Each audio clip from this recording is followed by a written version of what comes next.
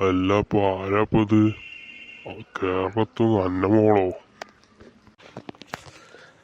അതെ ഞങ്ങളെ കേരളത്തിൽ നിന്ന് അന്നമോൾ തന്നെയാ.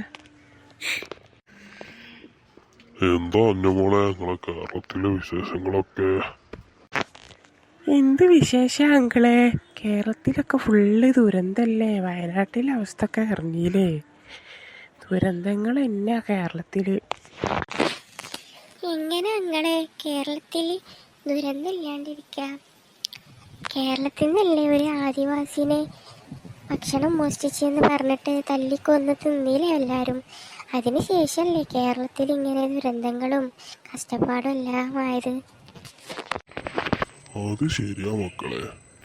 മക്കള് പറഞ്ഞപ്പോൾ അത് പത്രത്തിലൊക്കെ വായിച്ച് കേട്ടത് ഓർമ്മ വന്നു.